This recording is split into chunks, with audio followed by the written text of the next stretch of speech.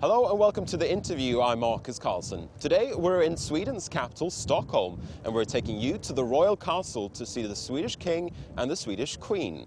The royal couple will be travelling to Paris at the start of December for what will be their first state visit in France in 34 years.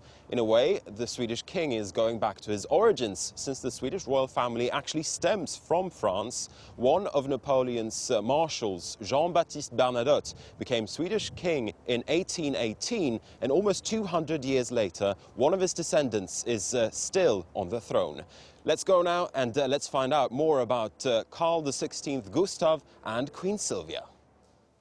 Your Majesties, thank you very much indeed for speaking to France 24, and thank you for hosting us here in Stockholm Castle. Yes, thank you. Let me first ask you about your state visit to France. It's been 34 years since Your Majesties last went to France on a state visit. Why has it taken so long, and why are you going now? It's fantastic. We got an invitation from your president, and I'm looking forward very much. And well, it is. Of course, there's many factors, but now it's a good moment to come, because I think that a state visit like this shows the good relationships on all levels, political and industry and so on. But also, we would like to show France what Sweden stands for. There are 3 ministers coming with me. Yeah, we would like to boast up the relations a bit more. Of course, the Swedish royal family has its origins in France. Jean-Baptiste Bernadotte became Swedish king back in 1818, one of your ancestors. Do you have a special relationship?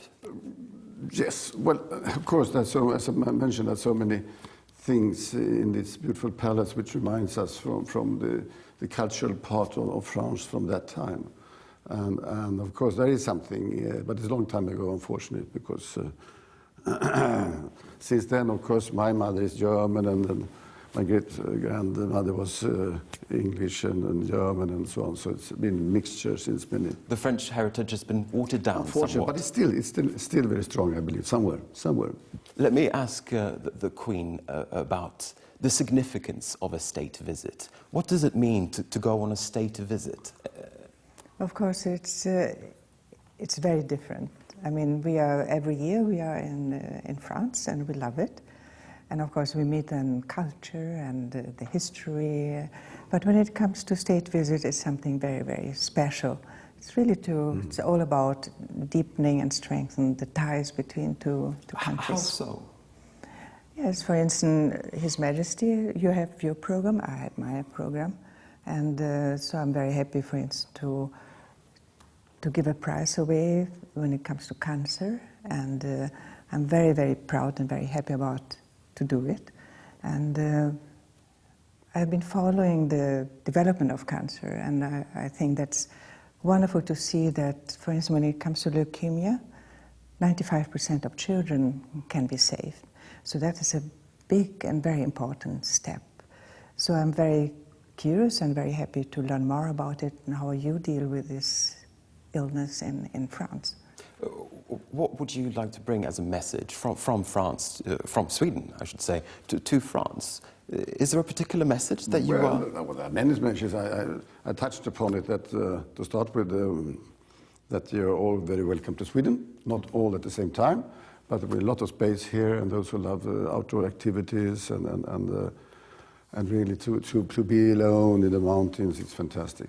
But also, I would more emphasize on industry and the high-tech industry in Sweden, which is, I think, on the forefront, and we are working very much on this. And I'm very proud what the different kind of scientists are doing, what kind of, especially when it comes to environment possibility, energy-saving system, and so on. So we're working. We are not the only country who works on those questions, of course. I understand that, but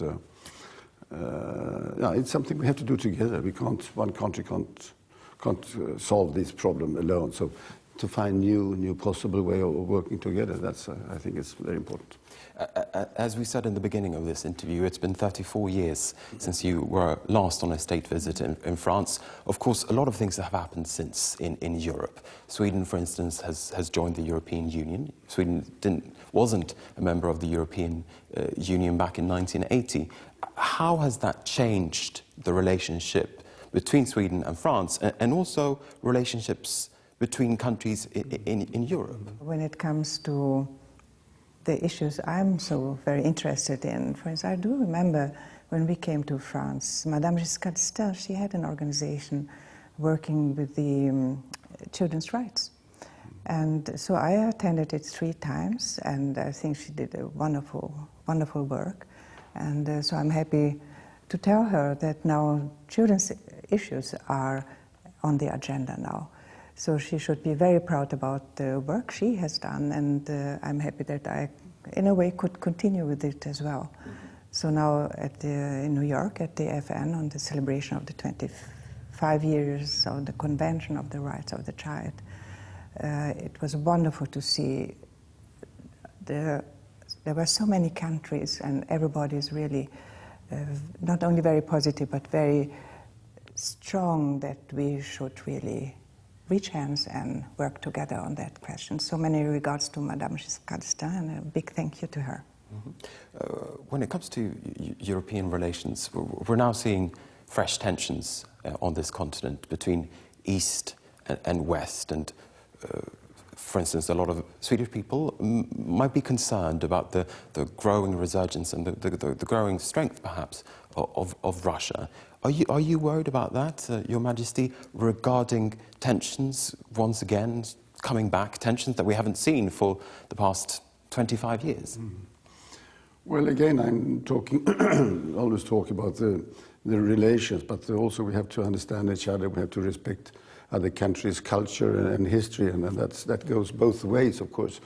And well, there is a tension, that's for sure. And I mean, in Europe as such, we have an economic recession, and that creates difficulties, and also there's a big unemployment situation that we also know. So, but that's something we have to talk together again, as always, a dialogue. If you don't dare to talk to each other, if you exclude somebody, it's no good. That's fun to me, according to me. I think we always have to have an open dialogue, because then we maybe can understand each other better, and maybe you can find some way of loosen the ties and to help each other. We have to work together. Is Your Majesty worried that that's not happening enough? Well, I know there's a lot of talking, but still you can to try to understand and talk even more and keep the dialogue going. Again, we have to understand and work together. A lot of our viewers in France, perhaps, and also elsewhere in the world, are probably wondering what a monarchy is and how it deals with things and what a monarch does. What would you say about your role in 2014? How would you explain your role to someone from the outside? Well, to start with, as I said earlier here, that yeah, you should come to Sweden and see for yourself. That's the most easiest way. Well, I think it's even more important, I feel today, in this very rapid changing society, and also the Europe. We have a lot of new countries. We have to again go back to have to understand each other and respect each other. Each country has its own culture, history, and so on. And that's why I think that what I represent, of course, first of all, Sweden, yes, but also the dynasty of Bernadotte, which and also the culture that we have here at the palace, which is so important to Sweden to understand, to respect, and to be very, very proud of.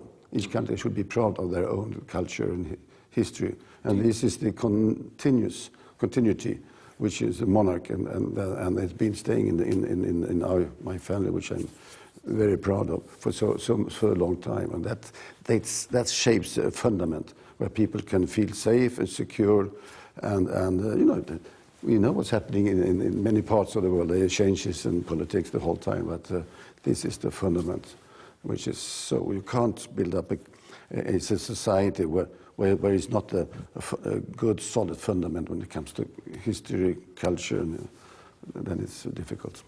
Would you say that your role has changed a lot in the past 34 years? Is it a lot?